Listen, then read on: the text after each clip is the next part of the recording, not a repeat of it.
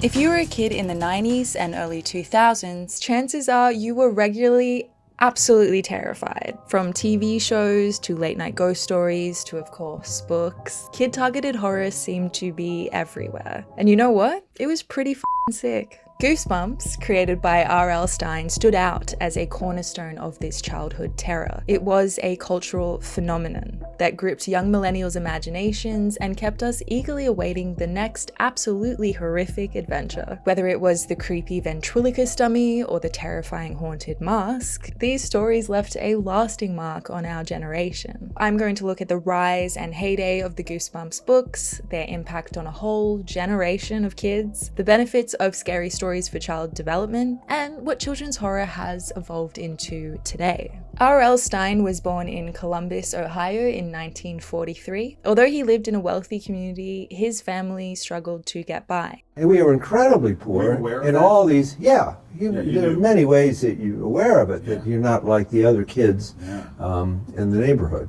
And I think being an outsider and feeling like an outsider, it makes you become an observer. You're on the outside watching others. Initially, he wanted to be a comic book illustrator, but he was discouraged by mockery over his poor drawings by fellow kids. And I would show mine around and everyone would say, "You're terrible, you're awful, you can't draw." At that age of 9, I was a comic book freak. I loved comic books and I wanted to be a comic book illustrator. That's really what I at that age. Right. And I couldn't draw. I see everyone else could draw better than me. So that's one reason that I was saying, well, okay, I'm going to write. His early works weren't much appreciated by his teachers, which only fueled his determination. I would type these little funny magazines, and they were little joke magazines, and then I'd bring them into school and pass them around to everyone. And the teachers would say, "Bob, please stop. Really? Please stop." Really? "Yeah, you're disrupting the class. Bob, please stop bringing these things to school." But I always thought, if they hadn't told me to stop, I might have stopped. Both Stine and his wife worked at Scholastic for about a decade together. They had their own magazines, with Stine's being a comedic one. He was then approached by the editor of Scholastic to write a teen horror novel based on the title Blind Date. This book was a massive success, and so R.L. Stine wrote a whole bunch of teen horror novels and was doing extremely well for himself in that genre for that age group. One day his wife approached him and suggested he try writing some horror for the 7 to 12 age range. And initially, he was hesitant. No one has ever done a younger series for 7 to 12-year-olds. No one's ever done a scary series for them. And I said, no, I don't want to. Kind of bizarre. I said, no, it'll screw up Fear Street. It'll screw up the audience for Fear Street. I don't want to do it. And they kept after me and they kept after me. And finally I said, oh, all right. If I think of a good name for the series, we can try 2 or 3. That's how Goosebumps came around. Just jumping in real quick to ask that if you do end up enjoying this video, please consider subscribing. I'm getting real close to 1,000 subscribers, so it'd mean a lot if you enjoyed the video and want to see more. Please subscribe. Thank you. Horror for the age range of 7 to 12 was virtually unheard of until Goosebumps came along. Before that, most scary stories or folklore for kids carried a moral message or a warning, aiming to protect kids from the world's dangers, like trusting strangers. R.L. Stine, however, set out to create something different. These books are just entertaining. What there is in these books is that the kids are on their own. And in Goosebumps, the kids are all normal kids. They're not unusual in any way. And they find themselves in these horrible, frightening situations, and they have to use their own wits and their own imagination. The concept of children's literature primarily for entertainment is relatively recent in history. Up until the 18th century, most books or stories written for children focused on teaching morals, good manners, and proper behavior. The idea of a childhood as a distinct and innocent phase of life became prevalent around this time, the 18th century. Before then, children were often seen as mini adults, with their education aimed at preparing them to be well-rounded members of society. Many children also worked from a young age, lacking the protections we have today. As society evolved and childhood began to be seen as a time to be enjoyed, literature aimed at sparking imaginations and entertaining children emerged. Philosopher Jean-Jacques Rousseau also significantly influenced this shift, arguing that children should be allowed to develop naturally and and joyously, with literature appealing to their natural interests. By the 90s, there was a noticeable gap in the market for children's horror. Initially hesitant, R.L. Stine eventually penned the first Goosebumps book,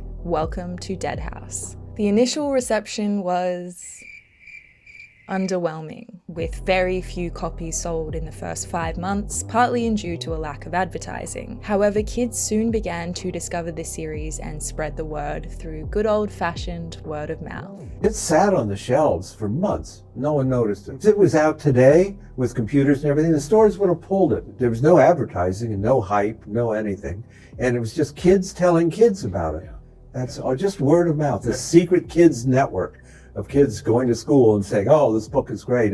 But that's total luck. Amazing, lucky thing. This kid-led phenomenon indicated that Stine had tapped into something special and relatable. Stine crafted books that kids couldn't get enough of, filled with cliffhangers, visceral and evocative writing, and protagonists who were just regular children caught up in exceptional and terrifying circumstances. These compelling stories not only captivated young readers, but also got many kids interested in reading who might not have been otherwise. While Goosebumps primarily serves to entertain, there are still valuable messages and metaphors embedded within the stories. For instance, The Haunted Mask explores themes of losing oneself in the pursuit of revenge, and Don't Go Into the Basement addresses feelings of disconnection from a parent. These themes seem to resonate with children's real-life experiences and help them to understand and overcome challenges they may face growing up. I reread 2 Goosebumps books for this video. One of them was my childhood favorite, The Haunted Mask, and the other one was Night of the Living Dummy. And I have to say, R.L. Stine is a compelling writer. Even as an adult, I found them an easy and enjoyable read. And I just wanted to highlight a few sentences from his writing.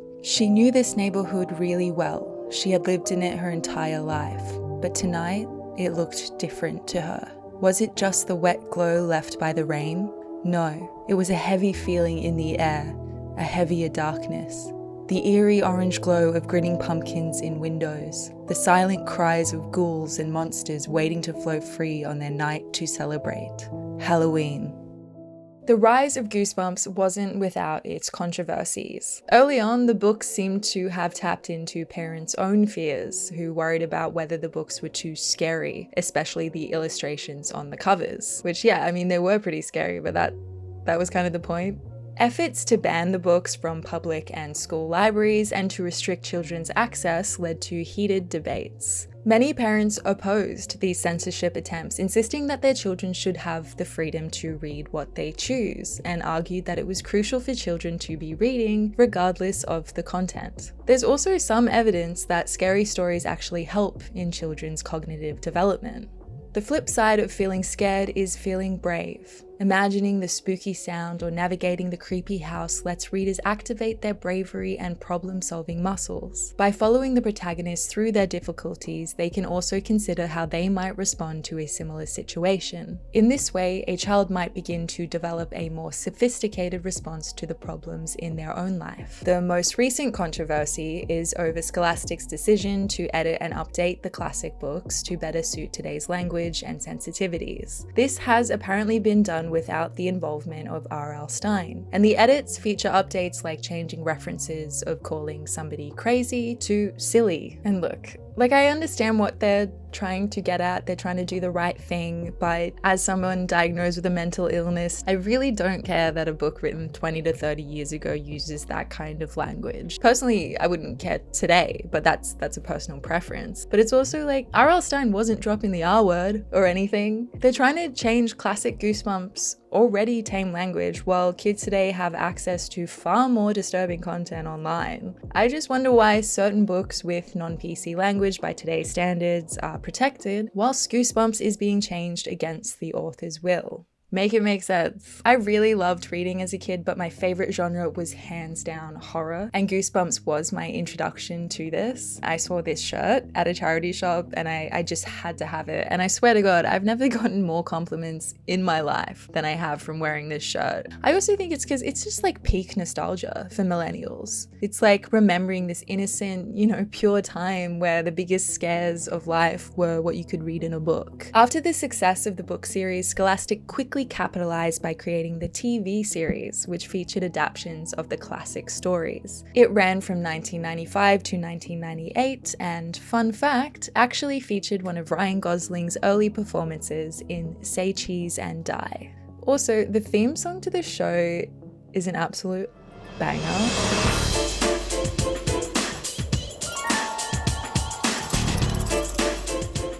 I rewatched the episode Don't Go Into the Basement yesterday, as that's the main episode I can remember being terrified of as a kid. And while there's definitely some goofy elements to it, like the VFX and stuff, I think it still holds up and could be greatly enjoyed by kids today. But they don't really need to watch our old vintage series, because there's a brand new Goosebumps TV show that kicked off last year and features many of the classic tales updated for the modern day. It has mixed reviews, but many are probably comparing it to the classic Goosebumps we all loved. I haven't seen it yet, so if you have, let me know your thoughts. Today, kids are still reading Goosebumps, but it's definitely not as widespread. And there could be a few reasons for this. This generation has grown up entirely with the internet, and children's horror has evolved alongside with it. More kids today might say they've read a creepypasta than a Goosebumps book. The internet is also less regulated than a scholastic book made for children, so they're probably seeing horrors far worse than what we had access to as kids. There's a certain nostalgia about the Goosebumps golden era, perhaps because it was more innocent.